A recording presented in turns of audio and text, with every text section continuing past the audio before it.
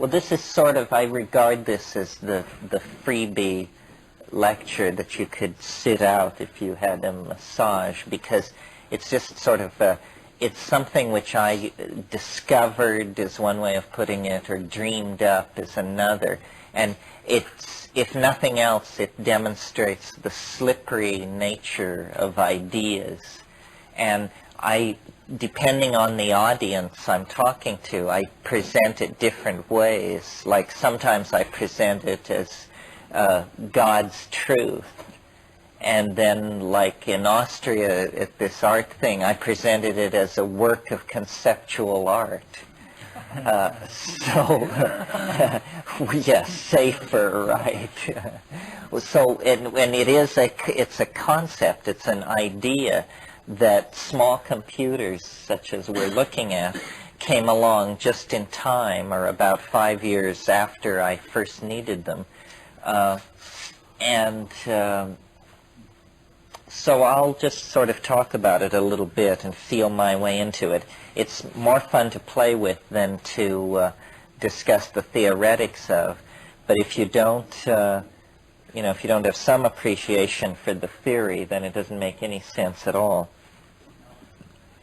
The basic notion is, or the way in which this idea parts company from ordinary science, is there is the idea that there is something which has been overlooked in the categorizing of the forces which shape and maintain the cosmos.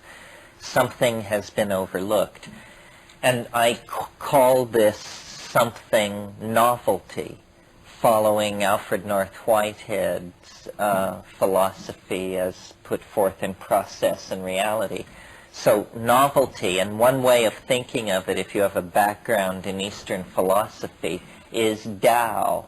What we're talking about here is pretty much something like the Tao, but we are going to call it novelty. And it comes and goes in the world according to mysterious and unfathomable rules. And it builds structure up, dynastic families, corporations, nation-states, and it pulls structure down according to some whim or some unimaginable algorithm, or previously unimaginable algorithm. And part of what got me started thinking along these lines was simply trying to make mathematical models of Tao. In other words, taking the statements at the beginning of the Tao Te Ching and taking them as mathematical formalisms, and then seeing what the constraints were on a system that operated along those lines. Well, eventually that led me to look at the I Ching, which is sort of the text par excellence relative to this idea that time has qualities. And this idea of the ebb and flow of novelty that I was playing with, I discovered was a notion that was very old in the East. It's not a notion that's even tolerated in Western thinking, because science, in order to do its business, must have the assumption that experiments are time independent. That whether you do an experiment on a Tuesday or a Saturday, this is not a valid parameter of the experiment.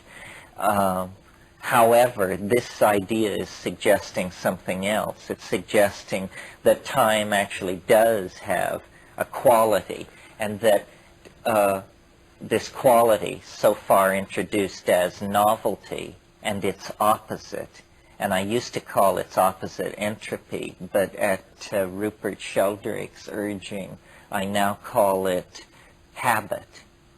And so this is a kind of Manichaean cosmology in which habit and novelty are in a constant struggle with each other, one gaining dominance for a period of time, and then the other gaining dominance in an endless dynamic relationship. The result of which, over long periods of time, is that novelty is conserved I think I used this phrase last night in the introductory talk, but without explaining the ideas which lay behind it. But the idea is that from the psychedelic point of view, or from this point of view, the universe is perceived as a kind of engine for producing and distilling and maintaining novelty, and passing novelty on to yet higher states of novelty, each level of novelty somehow allowing the emergence of properties previously forbidden at more constrained levels, so that the whole thing is a bootstrapping process to greater and greater novelty and self-reflection. Well, so that's the basic notion. Then the idea is, following the statement of the Tao Te Ching, that the way that can be told of is not an unvarying way, and following the ideas implicit in the I Ching, that time is a succession of irreducible elements, that time in some way is made of irreducible elements in the same way that matter has been discovered by Western science to be made of irreducible elements. So somehow time is not simply a plenum, a featureless, homogeneous surface upon which the experiments of Newtonian causality can be carried out. But actually, when we look at it at the level, the fine-grained level of experience, within the context of a love affair or a dynastic family's rise and fall or something like that, we see then, that it's permeated with qualities. And in the West, these qualities were identified by the Greeks and called fate, and said, to be is to be fate-laden. Somehow the fates impinge on our lives and lead us to our destinies. Science got rid of all this, and then we just had, flying atoms whizzing around in nothingness, leading to some inevitable casuistry dictated by mathematics. Well, okay, I don't want to say too much more about the theoretics of it, but inevitably the question comes up once we get into the wave, where did you say you got this wave again? And the answer is it arose from a fairly stone circumstances, but a fairly dry problem. Meaning, I was quite swept away and in the grip of the mushroom and so forth on a scale of weeks and years, not days. But it posed a conundrum, a koan, a peculiar and confined problem, which was, what is the nature of the order of the King-Wen sequence? Now, background. The King-Wen sequence is a certain arrangement of the 64 hexagrams of the I Ching. And this particular arrangement is very old, found on shoulder bones, 3,500 years old, and so forth. So it was simply asking a formal question. What are the rules which produce the King-Wen sequence? It's always called a sequence. It's always revered as one of the oldest of human abstractions. But what in fact is the sequence? Well, in looking at that, and I won't try to lead you through it tonight unless in a question and answer period some maniac insists. But what it boils down to is that in the King-Wen sequence of the I Ching, there is embedded a fractal algorithm. A fractal algorithm very much like the fractal algorithms that have been discovered in just the past 7 or 8 years by modern mathematics using high-speed computers. But the interesting thing about this fractal algorithm inside the I Ching is that it actually appears to make good on the claim which the I Ching has always been so concerned to make, namely that it was a piece of prophetistic machinery for mapping future time. In other words, that it was a predictive engine for knowing the future. So what I brought out of it, or what I was led to find within it by the promptings of the mushroom genies, was a certain pattern that I was able to mathematically nail to the wall, a certain pattern that I was able to mathematically nail to the wall and define. And then all the computer does here is time scale this pattern. And then I will become the devil's advocate for this thing. And I will claim to you that this undulating wave on the screen actually describes the career of novelty in time, in all places, throughout the history of the universe. And we will look at big pieces of time, little pieces of time, and you will quickly get the idea that whether this is quote-unquote true or not, this is some kind of weird heuristic device that has about it the ozone stench of otherworldliness.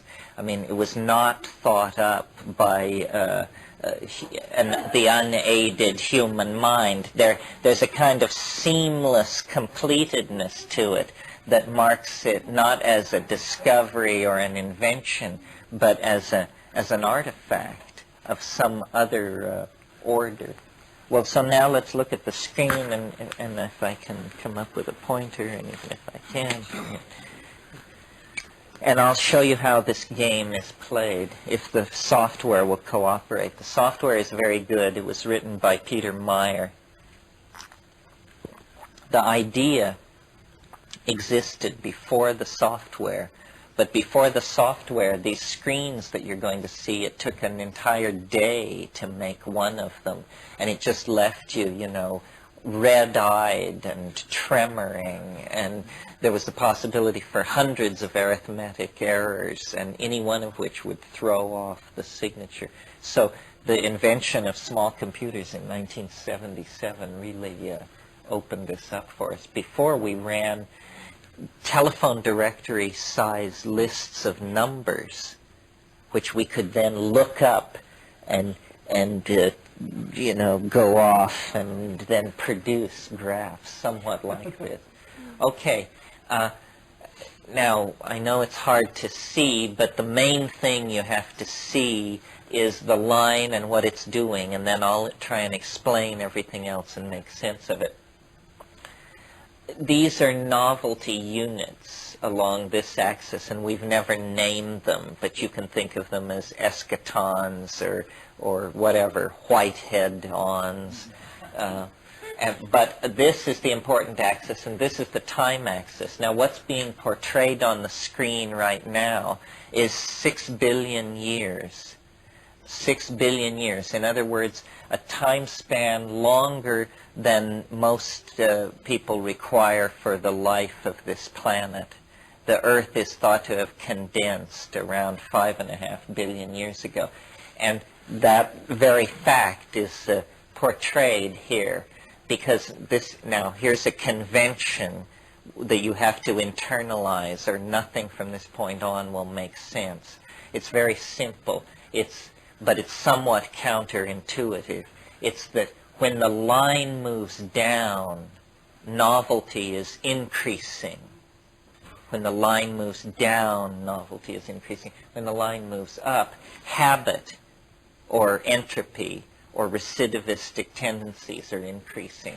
Okay, well, so then looking at the life of the universe on a scale of 6 billion years, you see why I say it's an engine for the conservation of novelty. Because novelty, though there have been some severe setbacks, like here, generally novelty has been conserved. And right now, we're down in here, in this stochastic noise and damped oscillation at the very end of the cycle, so close to the zero value, which is the maximum value for novelty, that for all practical purposes at this scale, we can be said to be next to the zero value. And this is, I maintain, what accounts for the chaotic and highly novel nature of modern history or the 20th century.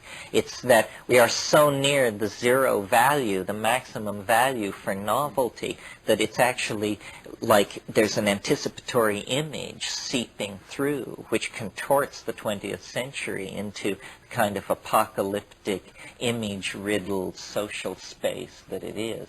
Well, now, let's see, God willing, we can make this thing zoom in. Zoom? Yes. So now we have 750 million years on the screen, and what was previously stochastic noise lost near the zero point is beginning to emerge instead as a repetitious landscape of deep lunges toward novelty. So now, how to interpret this? This is about 500 million years ago. So that big downsweep was the emergence of very simple life forms. But the major career of biology has gone on along this sawtoothed edge that is about 500 million years from here to here. And this is in good accordance with the fossil record. This is where the great speciations and extinctions took place after the establishment of the chordata about 500 million years ago. Okay, now I'll restart the zoom. Do you begin to get the idea of how, what you as the viewer or the jury or whatever should be asking yourself is, does the wave fit my personal interpretation and understanding of novelty as we move through time? Because we're obviously, at this scale, it's pretty much up for grabs. I mean, because we're talking about such generalized events as the emergence of life and so forth. But we're going to get down on it. We're going to enter at some point the cognizable domains of known history. I mean, let's say since the fall of the Roman Empire, or since the fall of Richard Nixon, you know, depending on how long your memory is. Okay, let me get this thing going again here. Here is the last 100 million years. Now, I stopped the screen here because there is an event in the last 100 million years which this thing would have to successfully predict in order to proceed further as a successful theory. It's that 65 million years ago, either there was an enormous volcanic eruption on the surface of the Earth like nothing anybody has ever seen or imagined, or there was a planetesimal impact on the North Atlantic Ridge, which seems to be the more probable candidate for what happened. And this laid down the so-called iridium here 65 million years ago. It's a perfect hit. In other words, the two cannot be dated precisely enough that we can't say that one is not precisely the other. So this is our first here at 65 million years ago. And actually there was one earlier, I think 170 million years ago, which it also picks up. But we've shot beyond that.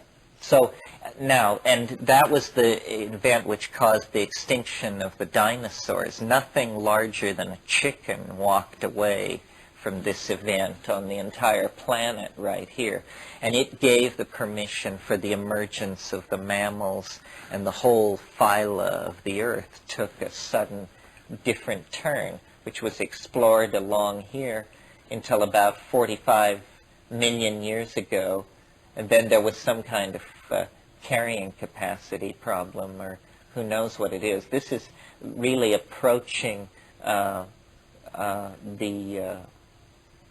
height of the speciation of the age of mammals occurred about 35 million years ago at the bottom of this trough. Okay, so what we're looking at here is 100 million years, and this is the period in which we emerged as a species out of arboreal primates, out of bipedal proto-hominids on the grasslands of Africa. We come out of this, but most of the action for us as a thinking species is on this, this period here toward the very end, this perfect kind of volcanic-looking cone, which I call history's fractal mountain, and which is sort of the signature of the whole wave, as you'll see as we get into it. Okay, now let's again start the zoom, 5 million years. And let's look at this. And let's look at this. Because now what it's saying is that suddenly 5 million and slightly further back, there's large punctuation in the novelty on the planet. And we know a lot about this period. And strangely enough, what we know about this period confirms this model very closely, because what these things are known to be are glaciations, which begin on this time scale, and these low points here correspond very closely with the interglacial periods. You see, what's happening is populations of human beings and animals are being locked up when the ice moves south. Then during the interglacials, these islanded populations are mixing, and you're getting movement, progressive speciation in the fossil record along at the bottom of these gradients. And, it's a technical matter to match the glaciations in different parts of the world with this, but the agreement is pretty close. Or, a case can be made. 45,000 years, and let's look at this. Okay, this is a period of time where we actually begin to get artifacts, human artifacts of an interesting sort. And it's very hard to date the emergence of language, but it's interesting that one school holds that it occurred about 33,000 years ago, and that we get this very steep movement into novelty here, right there. This is probably the heyday of the Neanderthals, because this is where the population of the Neanderthals seem to be the highest and found in the largest areas. But this is a glacial period, the last glacial period. And when the interglacial arrived about 19,000 years ago, you get what's called the beginning of the Magdalenian era. And this is a tremendous explosion of creativity, painting, ochre burials, ritual, movements. All of these things that appear on this, and this is, I maintain, where this partnership paradise, this mushroom, pastoral, feminized, ecologically dynamic and balanced society existed along this gradient here. Then it broke up around 10,000 years ago.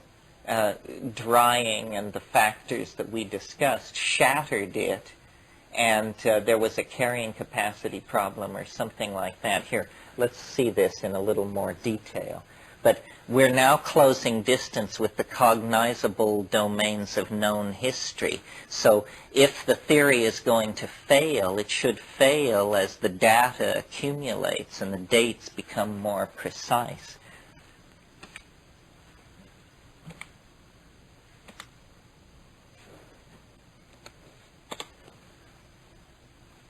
We're looking at 45,000 years, 22,000 years, 11,000 years. Let's look at this.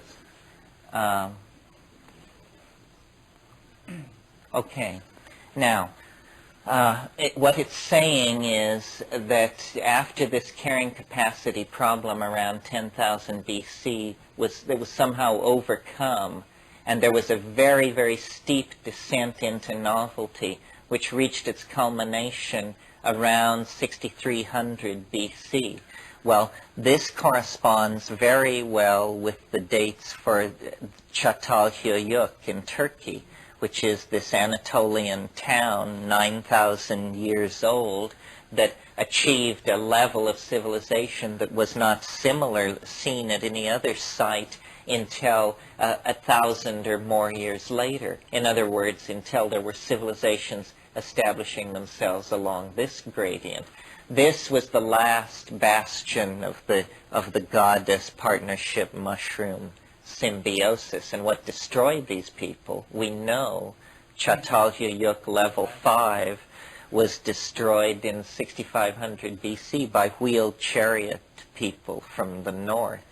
In other words, this spells the Indo-European bad guys who came from north of the Caspian Sea. And then you see this tremendous reestablishment of traditional pattern. Well, then along this gradient here, you know, when I went to school, what we were taught was history begins at Sumer. This was what we were always told, that it went Sumer, Chaldea, Babylon, Egypt.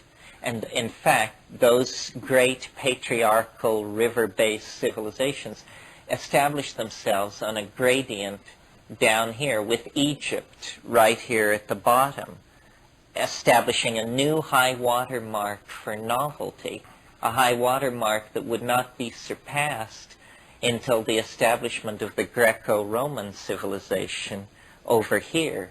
Along this upswing, what you get are a series of meathead civilizations, the Hittites, the Mitanni, the Assyrians. These are all kick-ass chariot warfare, warrior caste, you know, that rigmarole. All that's going along here. Then there's the great turning point. I mean, here again, you're seeing the signature of the algorithm, and I call it history's fractal mountain. Notice that what I'm saying is that all of history, from the building of the Great Pyramids to the present moment, is portrayed by that much of the screen. And now we can go into this and explore parts of it. Let's look at it a little closer. 11,000 years on the screen. There's history's fractal mountain, 5,000 years. Let's look at this for a minute. Okay, this is 5,000 years. We're still targeted on today. And what it's saying is that there was clearly a great moment, a single great moment of shift at some point in the past when a series of conservative tendencies, habitual patterns of activity were, in a sense, overthrown once and for all. And even though there was plenty of shit to be slogged through from here to here, the plot was inevitable. Okay, well, so what is that point? Well, it's about 980 BC. So what was going on then? This is the shift to... It's essentially that moment when Mycenaean piracy overwhelmed the goddess religion, and the Greeks stopped being fishermen and pulled their boats up on the shore and started to talk philosophy. And that set off a cascade of cultural effects that then reverberate to this day. It comes down along this gradient. Then down here you get the fall of Rome. Then since the fall of Rome, you get this series of wildly oscillating cultural effects until as recently as the European Enlightenment in 1740, when the wave then drops to yet lower levels and begins to explore forms of novelty related to the human-machine integration and electromagnetic technology and so forth and so on. We'll look at this, but I just wanted to call your attention to this. And for another reason, there's a concept here which I haven't talked about yet, but which is good to introduce now, and that is the concept of resonance. Because this algorithm is fractal, because it is self-nested on many levels, you encounter the same topological manifold over and over again. Well, since we're looking at history, it's natural to make the analogical assumption that these repetitious topologies are somehow related to each other, so that there's suggested in this theory a series of natural nested cycles where, for instance, every 67 years all the themes of the previous 4,306 years are somehow condensed and acted out. And it's the interface and interference patterns set up by these times in the past and in the future, sliding against each other, that create phenomena like fads and fashions and outbreaks of hysteria and weird taste things and ripples in the collective mind. Okay, so this is the signature of history's fractal mountain. Greco-Roman civilization and its spectrum of effects are this long cascade down here. Now let's look at long cascade down here. Now let's look at it a little more. 1,430 years. And this I wanted you to see because this is the period of history that we all know the most about. And strangely enough, the wave is very willing to make predictions in this region of history. This is one of those levels of magnification where the ebb and flow of novelty is predicted as very radical and highly punctuated. So, he looks for his crib sheet here. So when you go through this and you're trying to understand what's going on, you're supposed to have novelty occurring at the bottoms of these troughs. Well, this one in the 930s, in the 10th century, is the culmination of Islam, the creation of the caliphates of Baghdad, and this was the one where Europe gets left out. All this mathematics and poetry and alchemy is being created down here. Then there's a series of bounce-offs, recidivist tendencies, until you get over to this one, which is about 1119. And what this is all about is it's the height of the Gothic revival and of the Crusades. The people who are active in the bottom of that thing are people like Bernard of Clairvaux, Peter Lombard, Eleanor of Aquitaine, Thomas of Becket, Pope Adrian IV, you know, all those folks famous from Masterpiece Theater. They were all happening right down there. So, you know, then the next steep descent into novelty is this one here in 1354, 56. Well, this was the greatest demographic catastrophe that Europe ever experienced. It was the Black Death. A third of the population of Europe died there. Okay, well then this one, this very steep plunge into novelty, the top up here is 1440. Gutenberg is inventing printing in Mainz near Frankfurt. And by the time you get to the bottom down here, it's 1492. The entire Italian Renaissance lies on the gradient of that plunge. So you see what the argument is, and it seems to emerge with more clarity as we have more data, is that history is actually some kind of process on a vast scale that is under the control of this particular mathematical algorithm for some reason. I mean, this is the fractal dimension of the historical unfolding of the experience of the species. What you get down here is the discovery of the New World, the lost half of the planet, and that sets off a round of discovery and exploration that keeps things novel for a while. But then slavery gets reestablished and a whole bunch of bad social habits take root, and it pushes it clear back up to here. But then this is the beginning of the European Enlightenment, and it descends very rapidly with then the American Revolution, the French Revolution, and the Napoleonic Restoration, all down in the bottom of this trough. Well, then let's go forward just a little bit more. The 20th century is coming up. Now there it is. Now remember how I called it history's fractal mountain and we looked at it on a scale of 4,000 years? Well, it was this signature, or something very like it, with just slight scaling differences. Within the 20th century, from 1945 to 2012, we're recapitulating in some weird way all the themes of the previous 4,306-year cycle. So, for instance, the way this game is played is, remember I said that we had the old riverine empires down coming along this gradient, and that down here we got the Egyptian cultural manifestation? Well, now we're looking at the 20th century. We're seeing the resonances of the Egyptian cultural manifestation, and we see that they reached their culmination in 1933 to 36.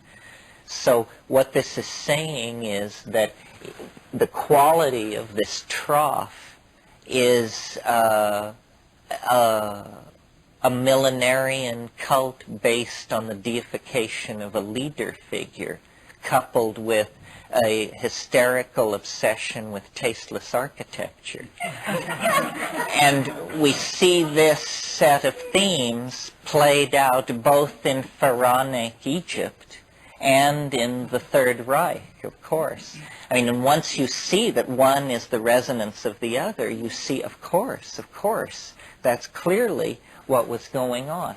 Well, then remember I said that the great turning point in human history was when the Mycenaean pirates squashed the Minoan goddess-loving folks and set off the cultural cascade of Greco-Roman civilization. Well, in this scheme of things, that moment happens right up here in early 1967. And of course, if you lived through that moment, you know that there was a kind of pagan revival right there, which then got smashed, and then we rode our way down into this long set of cascades into then the wild oscillation of the present. And one of the things that I wanted to talk about a little bit tonight is how we've actually entered into a new kind of time. It began about 3 or 4 years ago, 2 years ago, depending.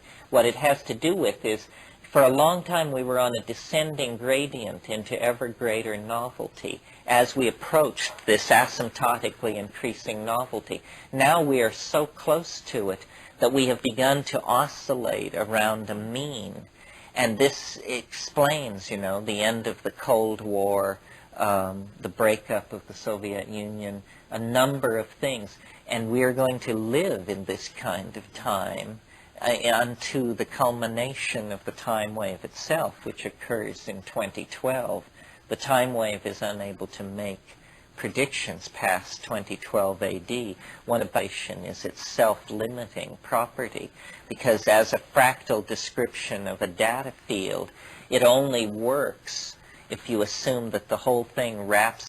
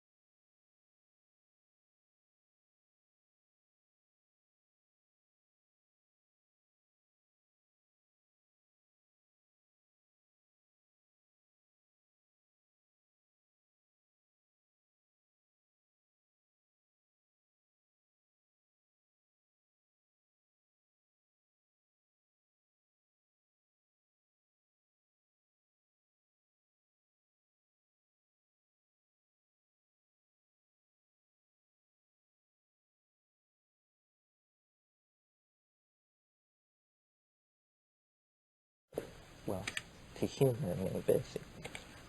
44 years, here's 1967. It's pointing at today, remember. 22 years, 11 years, 5 years. Now let's stop it and look at it for a minute so we can see how we're doing. This is the last 5 years. Well, it's not so much the last 5 years, it's pointing at today. That's today. And what we've got is 2 years, 9 months, and 16 days on the screen. Okay, well, what's it saying here? It predicted a high novelty maxima here, here, here, and then here, which we haven't gotten to yet. But we've been through all of this, so let's see how we're doing. Okay, to the day, this high novelty maxima corresponds to the business in Tiananmen Square, not the massacre, which is slightly off the trough and up on this side, but the day they put 1 million people into the square peaceably is right at the bottom of that thing. Well, okay, so then we know that that ended unhappily. There was a reassertion of traditional patterns, i.e. shooting students. What could be more traditional than that? So there was a lot of that. And then that sort of peaked out. And then there was another try at a novel maxima. And at the bottom of this one, the Berlin Wall is torn down, right at the bottom of this one. So there's 2 hits in a row. Now, you remember that after the Berlin Wall was torn down, there were a series of revolutions.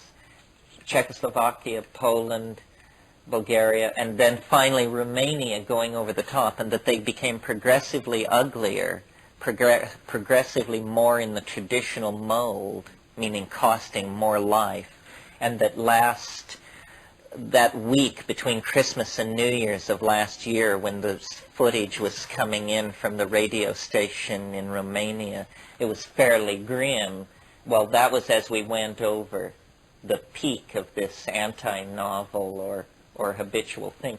Then we started a long, slow meander downward, which was fairly gradual, and a lot of stuff, you know, seemed fairly irrelevant to us. It was all about the new German order and the SNL scandal.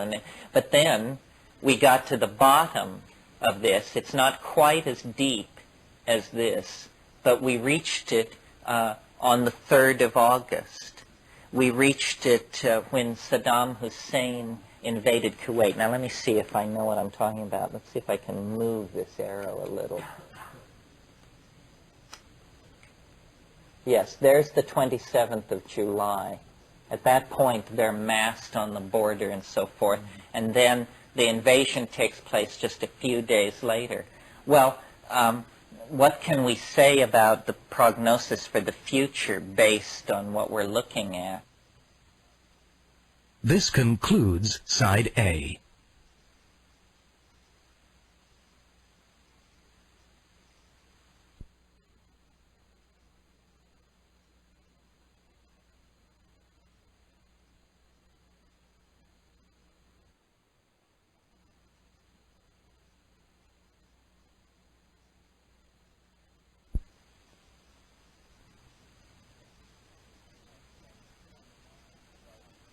Well, number one, I think probably everyone would be advised to stay fairly liquid in their portfolios because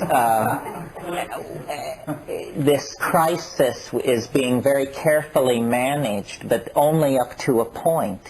And at that point, it goes over the lip.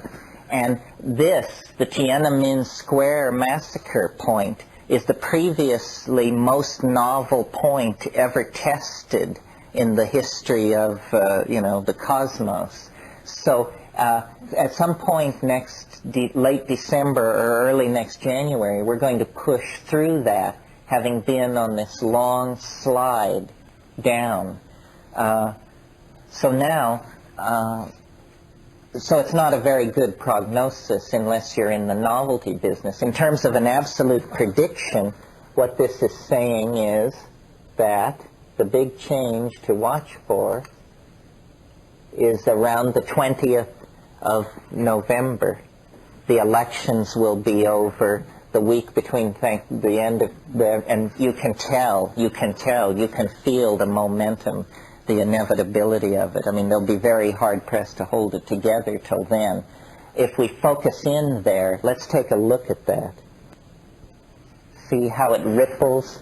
See how at the end it begins to come apart? You can't even tell where the top of the peak is, because obviously they just get it all piled up, these shitloads and shitloads of bombs and gas and all this stuff. And then it rattles out of their control, and then there's a bifurcation, a phase split, and down she comes. That's when, November 20th? Yeah, November 20th. Uh-huh. So then I thought that this was pretty interesting. So then I want to show you something else. I want to completely change our target date and everything. Let's use the command C. Yes. Okay. What we're looking at now is 200 years. And these 200 years are from 499 AD until 699 AD. Now, why are we looking at these years? Do you remember how in what we were just looking at, I said that we came down, that I said that the Berlin Wall was here, the Romanian Revolution was here, then the SNL crisis and all that, then Saddam Hussein invaded Kuwait here at the bottom of this, and that I expected war to break out at the top of this. Now we're looking at the historical resonance of what we were just looking at before. We're looking at a much larger span of time, and what I want to show you is that when we put it close to where Saddam Hussein invaded Kuwait, that's where he invaded Kuwait, it tells us that the resonant date is 579. The date for the birth of Muhammad is 571. So when you move it to 571, it's only off by that much. So what this means is that this situation in the Middle East, we have chosen to confront this guy at a period when the resonance which backs up what he is doing is the resonance of the birth and career of the Prophet himself. Now, when you move it over to the date, the resonance which corresponds with the 25th of November, it's 599. The Hijra was in 622 down there, and then Muhammad didn't live much longer after that. But the gains of Islam were all put in place. I mean, this is the great gradient along which Islam made its major territorial and ideological claims over the last millennium. What does this correspond to in terms of next year? It corresponds to the 30th of March. The 30th of March corresponds to the Hijra and the subsequent death of Muhammad. So what it means is that, you know, in the way that history is both a plotted and unconscious process, we have managed to stumble into a situation where we will probably be sacrificed to the engine of historical inevitability. It's no moment to confront Islam. I think probably Allah will be very merciful to the armies of the Caliph. But, you know, then there's a faction which is saying, oh, well, so is this the end of the world, and is this Armageddon, and yak, yak. No, of course not. All this is practically a memory by 1996 or 7, when whole other problems loom. I mean, no, it's just some kind of crazy military adventure cloaked in the form of a World War II and a half or something. There will be a lot of this stuff, if this wave is correct, as we move toward the millennium and beyond it. Because you see what's happening is all these historical themes, the birth and expansion of Islam, the rise of medieval Europe, the birth of the machine age, so on and forth, all of this stuff is going to occur in a compressed form between now and 2012 AD. I mean, this is my hypothesis. This is the truly odd notion that the mushroom wants to put forth, that the universe is not going to exist for billions or even hundreds of millions of years into the future, that actually the historical process signifies something loose in the informational domain that is very strictly self-limiting. And so history doesn't go off millennia into the future.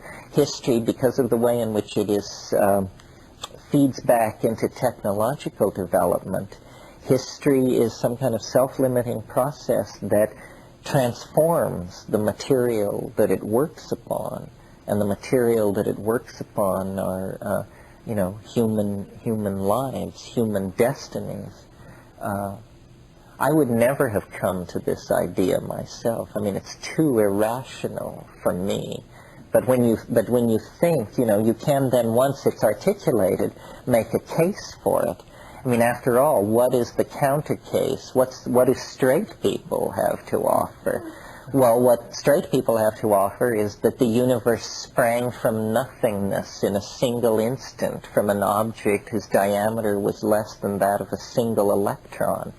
Well, hell, if you could buy into that, what couldn't you buy into? I mean, it's like the grossest series of imponderabilities and unlikelihoods that you could string together.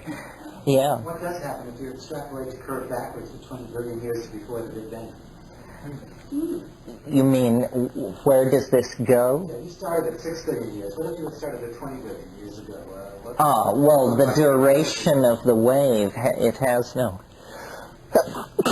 Oh, excuse me. The wave has no defined physical duration because it's a mathematical entity. It does have convenient breakpoints at 72 billion years and 1.5 billion years. And because we know there are things that have gone on that have taken 0.5 billion years, but we don't know of anything that's gone on that's taken more than 72 billion years. We've sort of rested with the assumption that 72 billion years is the duration. Do you see how the idea of the resonance works? It works in a very literary fashion, somewhat in the way that James Joyce wrote Ulysses. Ulysses is the story of a man who seeks to buy kidneys for his breakfast in Dublin. But in so doing, he manages to be Ulysses and to visit all the ports of call that are listed and mentioned in the Odyssey.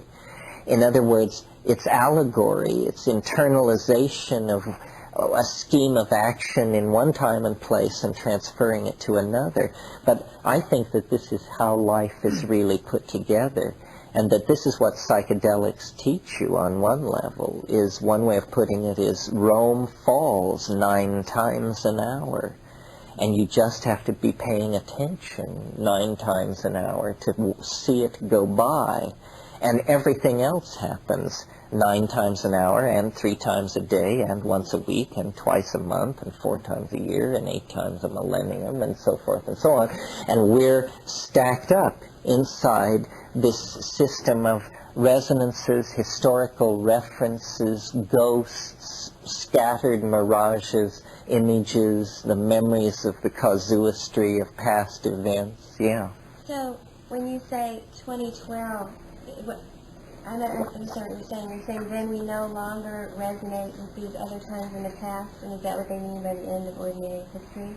Well, yeah, I sort of fudged. I didn't say what happens in 2012. I don't really know. I imagine it to be this fairly grandiose event that has to do with, You know how I said the universe is a machine for the conservation of novelty, but that it conserves and produces novelty at an ever faster and faster rate, and that the presence of human history actually indicates that we have entered into what Whitehead called the short epochs, meaning kinds of time that are coherent unto themselves, but that may last only a few centuries or only a few decades, you know. I mean, the way in which the 20th century is a time unto itself.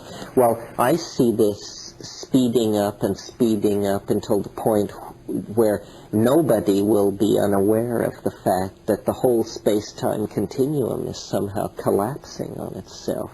It's a fairly literary idea because we're accustomed to thinking of space-time as just sort of hanging around. We're not accustomed to the idea of it migrating toward a point. But I think that the whole human species is involved in birthing some kind of alchemical object or some kind of transcendental something, and that, you know, the reason our history is haunted by messiahs and prophets and wild-eyed characters preaching doom and redemption is because in our dreams, in our visions, we're picking up like 5% seepage from the transcendental object in hyperspace, and it's what gives history a kind of direction. You know, I said that the academic theory of history was that it was a random walk. The transcendental object in hyperspace Is picking up the vibrations from, that's the thing in the future. Yes, and it's giving history a kind of compass, so that we keep correcting our course. We're not even aware this is what we're doing, but we are actually stumbling toward and defining into narrower and narrower areas this thing that we're after. And when we finally grab onto it, you know, it'll be wonderful, according to me. It'll be the flesh-made word, or, you know, the year of the jackpot, or something like that. How was the year 2012 arrived at? Is that what the algorithm pointed toward? Yes, the algorithm pointed toward that in that when we saw it best fit between the curve at a point toward 2012, then what was a good confirmation or a curious coincidence, depending on where you stand, is that the whole Mayan calendrical axis turns out to rotate on the same day, the exact same day. For some reason, the Maya, who had a calendar of 5,306 years of 13 bakhtins, 13 cycles, made the winter solstice of 2012 AD the axis point of their whole calendrical machinery. Now, the only thing I have in common with the Maya is we both have this affiliation with the mushroom. Is it conceivable? It's barely conceivable to me that the message in the mushroom is specific enough that no matter in what time or place you take it, it directs you toward a specific solstitial event and a particular annual journey of the planet around the sun. Then the question becomes, well, there are a number of questions, the least of which is, how did they do this? And then the major one is, why? Why do this? What does it mean to encode a prophecy into a psychedelic plant? And then to have people dig it out so close to the attractor event that they're really helpless to do anything other than witness it anyway. No, this is the stuff of pathology. It fills the back wards of our private mental hospitals. But, so something's going on. You just have to wonder. How did King Wen know that? Well, that's a good question. Yes. Why the I Ching, which is what you're asking? Isn't it a little quirky to hang your whole theory on a mathematical sequence derived from an ancient Chinese book of divination? I mean, how dilettantish can you get, But the answer is no, because what they were trying to do with the I Ching was they were trying to create a general topology of categories or a general typographic list of temporal categories. And the way they did it was by looking into their minds, by stilling overt physiological functions like breathing and heartbeat, and looking into their minds and seeing phenomena which we might call mental, which they might call physical, which somebody else might call quantum mechanical, but the ontological status of this phenomena is not ultimately what's important. What's important is that careful observation be carried out on it and that it be correctly categorized. And what they saw was the organizational rules of time itself. And what put me on to the idea that this was not so strange was I noticed a year or so ago, I was looking at sand dunes, and I noticed that sand dunes look like wind. And this is a fairly trivial observation, except for me it wasn't, because I'd never thought it before. I mean, this always is tugging at the edge of your mind when you look at sand dunes, but for me it wasn't overt. Okay, sand dunes look like wind. What does this mean? It means that a physical phenomenon, sand dunes, takes its form from its interaction against a wave mechanical phenomenon, to wit, the pressure fluctuation of wind over time. And I said, aha, so sand dune looks like wind because it was made by wind. So then I said, well then, everything in the world bears the signature of the time wave within it, because everything in the world arose within the context of time. So, it's no more odd that we have within ourselves the time wave than that pebbles are round from being rolled in the ocean. It's just a consequence of being in time is to carry the signature of what time is etched upon you, within you. And so these Taoist yogas or proto-Taoist yogins were looking at the organization of mind and seeing the archetype of organization itself, because mind is some kind of fractal energy phenomenon that arises within the larger fractal context of organic nature, which arises within the fractal context of, electromagnetic forces or whatever. So it's what starts out looking like a miracle, that the King Wen sequence could have a magical wave inside it that would describe human history, ends up looking like a kind of unavoidable and trivial fact writ large over the face of all existence, that all objects in time have internalized within themselves images of the larger process in which they are embedded. Yeah.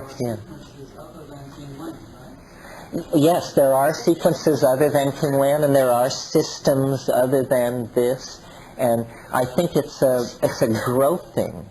We're trying to see pattern, and no pattern is wrong, but no pattern is all of the pattern, at least not yet.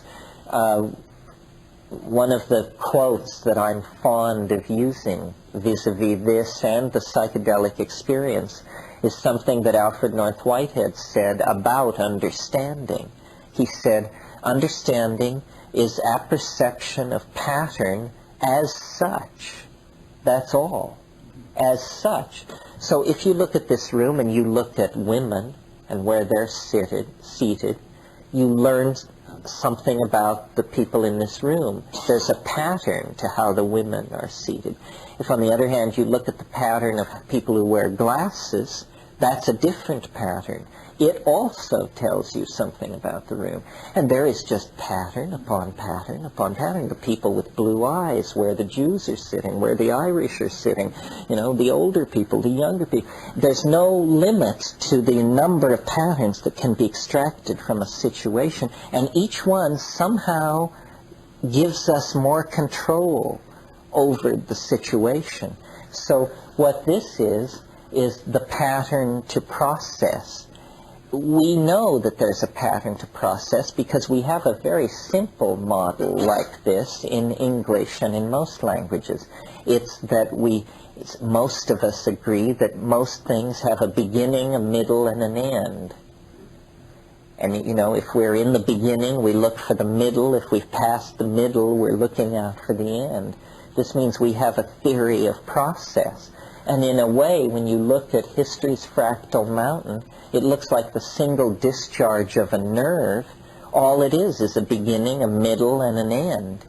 And process can probably be broken down to that simple a level. But then, of course, as William Blake said, attend the minute particulars. It's all in the details. This is what psychedelics teach, I think, it's all in the details. Getting there is half the fun. The experience of life is in the fabric of it, you know, the actual tactility of the passing moment. Yeah. What does the pattern look like between now and 2012? Between now and 2012, let me see if I am still together enough to get such a thing together. Is this anything correlated with astrology? Oh yeah, different people have looked at it. Let's see, specify target date. Let's say the first month, the first day of 1995. Let's say of 2000. Okay, and we're over here. We're poised up here. See, we're about to make the big descent. This will give you an idea. This was a good one to look at because this both gives us the perspective, because it's hellish. Now there's okay, that's January, February, that's the 2nd of March. January, February, that's the 2nd of February, 1992. That's when all of this stuff is maximized. It's a long way in the future. All of 91, see, is down along here. Where we are now, well, there's the projected date when the war goes over the hump. We're down here, 9/29/90. But approaching this extremely low level of, you know, this huge expansion of the power of Islam, and probably not so much good for America and the American banking industry. But then we have to live through all of this stuff, a huge series of fluctuations, well past the turn of the century, before finally we get on the long slide. And, you know, it's fairly spectacular. It's an effort to explain the sense of time speeding up, the sense of the acceleration and into deeper and deeper connectedness. It obviously can't go on for centuries. It has to halt at some time in the past. But what our attention is going to be riveted on for the next little while is this, because this is the deepest level of novelty ever explored to date. There's where we are on the 10th of January. Having come from clear up here as recently as the 25th of November. If where we are now relates to Muhammad's birth, Mm-hmm. then where do we end up in 2021? 2012? Relationship backwards. Oh, well, then it all comes together, see? I mean, like in late 2011, we cross over into a 384-day period in which all these themes are recondensed again. See, here it shows that what we're progressing through, we still have to go through the medieval period. We'll do that in 96, 97. The discovery of the New World occurs up here in 2005. And then, you know, the Industrial Revolution, 2009, so forth and so on. So it's a very steep compression. And then the way it works, actually, is when you get into these final epochs, you get a 384-day cycle in which everything is recompressed, then a 6-day cycle, and then, you know, a cycle that lasts an hour and a half and one that lasts 135 seconds and so forth. And it's the spin dizzy principle. It's exactly the principle that's used to explain the birth of the universe by straight people, except they put it all back in the first half nanosecond of the universe, and I want to put it at the end. And the reason mine seems more logical to me is what we're talking about here is an outlandish singularity. Well, they say the singularity. Well, they say the singularity sprang from empty space. Seems to me the least likely medium for a complex singularity to emerge from is a high vacuum. More likely that a singularity would emerge from a teeming world of human beings and machines and psychedelic drugs and jungles and ecosystems, and that in a super rich informational matrix like that, something might suddenly crystallize out that would be absolutely improbable and fulfill the need for an attractor, a vector for novelty. Yeah. Time is the dawn line of a given day after the fall. Well, the way the software is set, it's set for the dawn line at La Chorrera in the Amazon, which is also the dawn line for New York City.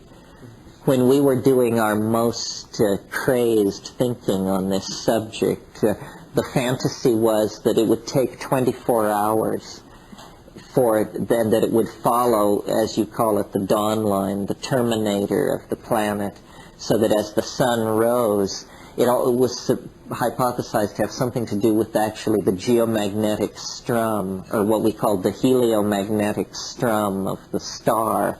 And so as the sun rose over a 24-hour period, this implosion would occur. It's interesting. I don't understand this theory in the sense that it seems to me it should be fairly easy to overthrow. It's making such highly punctuated predictions. It's not fudging its bets with a smooth curve, and yet the attacks upon it have been unbelievably weak. It seems, but yet it's a curious thing. It's very hard to imagine how anyone could quote unquote figure this out.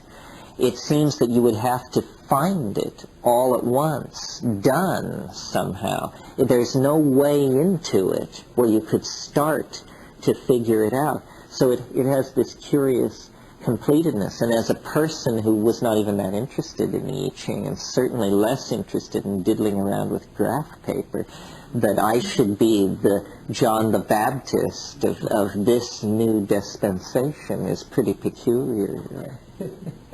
I'm not even into long division. Live. When you were balancing out various factors in testing out the theory of fractal time, for instance, you've been talking about the spread of Islam and its the growth of poetry and science and so forth within it. But I didn't mention the Inquisition. One of the strengths and weaknesses of the theory is that it's pretty non-specific. You know, maybe astrology tries to say too much, maybe this tries to say too little. But the Inquisition happened down, well, actually it was stretched out over time, so it depends on what you're actually talking about. But the great novel century, the 15th century, the 1400s, occurs along this gradient. Yeah, novelty is a kind of morally neutral term. I mean, is an invading army raping and pillaging and mixing its genes with the local populace? Is this come out as a plus or a minus on the novelty scale? I don't know. I confess I'm puzzled by this. It's a pretty powerful concept. I mean, I think we do feel in our own lives the ebb and flow of this quality, and that when it's, you know, when you're hot, when you're not, you're not. That's what that's saying. Yeah. Well, when you were talking earlier about novelty and Sheldrake and novelty versus habit, there was the upswings on this graph were, I heard you describe as sort of, conservatism, Mm-hmm. and the downswings were novelty and new things happening. Mm-hmm. New things like people in this room generally would like. At least that's how I was hearing it. Oh, new things like generally people in this room would like. No. Things that orient themselves towards peace and... Oh, no, I don't think so. I think a world war here will do just fine to fulfill the novelty requirements of the situation. What amazed me about it was when I was sitting up here after the Romanian Revolution and looking at this hole here, I was saying, boy, something outlandish is going to have to happen, or we're going to have to toss this sucker right out the door. Well, then, lo and behold, with this weird sense of deja vu and startled amazement and yet vindication, yet horror and disbelief and so forth, it all comes to pass. It fulfills an impossible prophecy. How many times can it do it? Check this out. We've got to get through this. But this thing occurs over a 3-month period in 1995. From March to May of 1995, we have to undergo a descent into novelty that makes what we've been through and are going to go through look like peanuts. So there are built-in tests in the wave so that if it's junk, we should be able to get rid of it long before we're anywhere near 2012. And yet we're meeting now the first of these difficult tests, the first prediction of a steep descent into radical novelty. And, the armies and chancelleries of the world are just rushing furiously to fulfill the prophecy. Yeah. Well, except that that's a kind of a fart at the opera if what you believe is happening is a conservation of novelty, a knitting together, an ever deepening and enriching and connecting kind of thing, and then they drop the bomb. The only way that could redeem it is if our real destiny is in another dimension, and sort of like that wonderful scene at the end of Dr. Strangelove where they sing the song, "We'll meet again someday, somewhere." I don't think it is nuclear holocaust. I think nuclear holocaust is the shadow of the alchemy. Is somehow a way of coaxing the human soul into physical manifestation.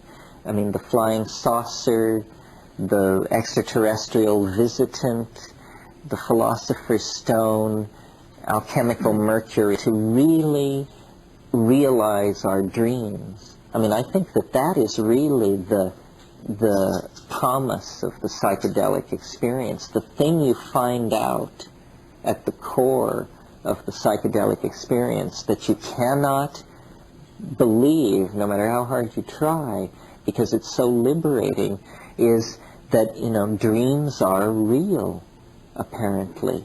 History, there is a way out. It isn't the high walls, all that. It's an illusion. There's some tremendous act of intellectual apprehension or courage or something, and then you break through. You penetrate beyond the mask. There is a mask, there is a beyond the mask. But most people go to the grave without ever even making the effort. Yeah.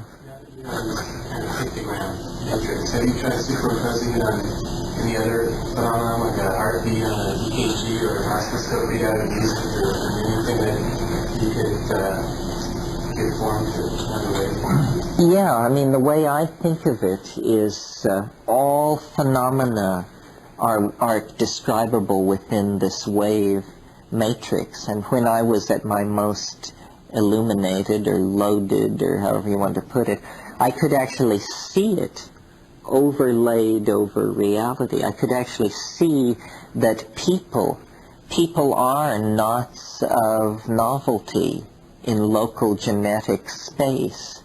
The local space is largely empty, and then there are these knots of space-time where genetic expression and protein transcription is going on.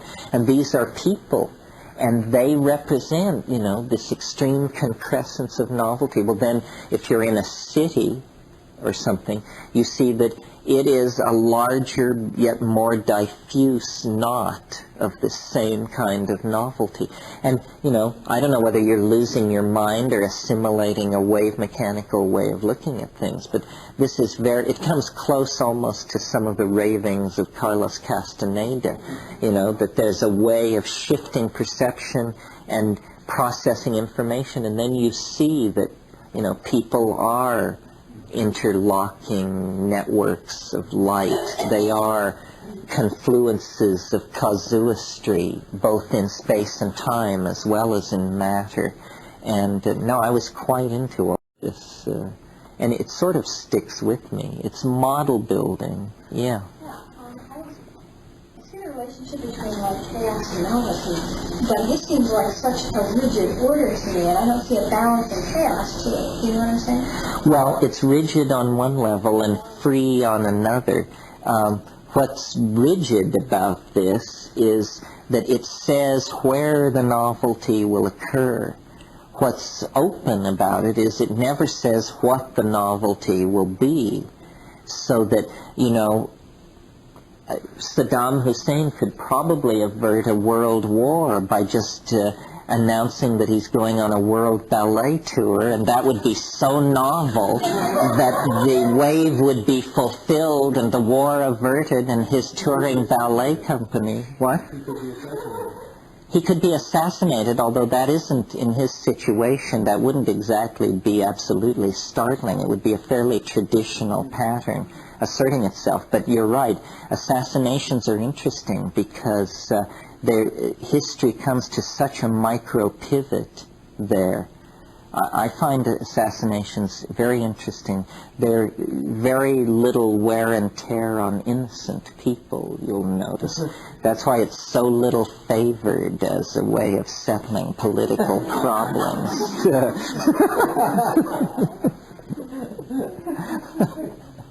But I have a German correspondent who is taken this between the teeth and run with it, and he sent me a bunch of assassination printouts on a scale of 30 days. The assassination of John F. Kennedy, Wallenstein, Himmler, a bunch of people. And they're, you know, it's tantalizing. I mean, I don't know what to make of this. It's reasonable that large-scale phenomena like history, like glaciations, would be under the control of recursive laws, algorithmically expressible laws. The hard swallow is to think that you've actually figured one out, you know, and that this is it, and that to the exclusion of all other values, these values somehow define it. But I think that thinking of history as a novelty-conserving journey of return to the green mind is a much more helpful, existentially anchoring notion than to think of it as a chaotic, trendless fluctuation toward self-immolation. You know, just a drunken person wandering around in a dynamite storage area, which is sort of the other model being peddled. Because I believe that there is a purpose, that there is some kind of telos working its way out. I won't get all dewy-eyed about it. I don't even know why or what for, but I just know that statistical models of how human reality works are completely inadequate.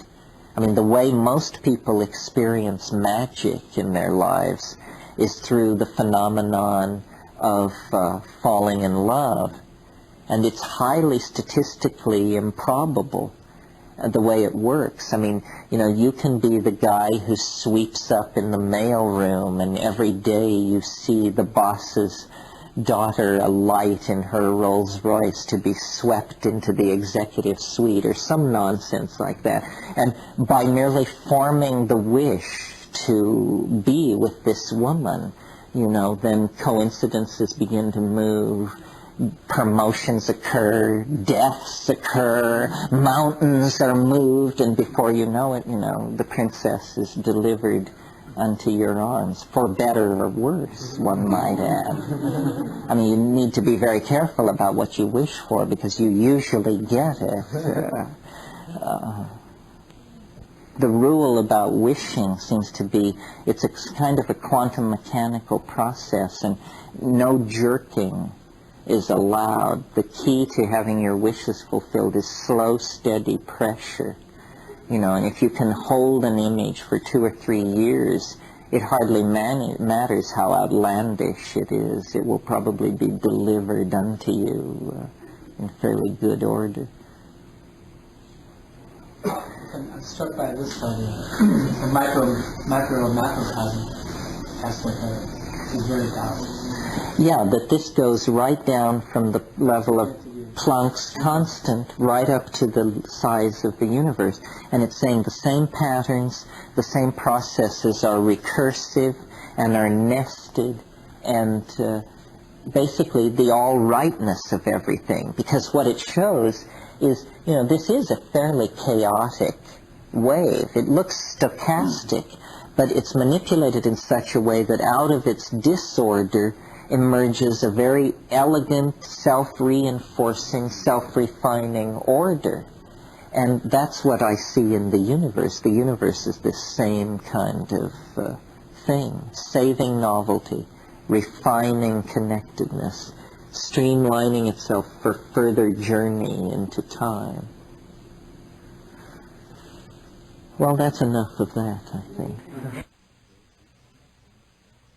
Please continue to tape 6.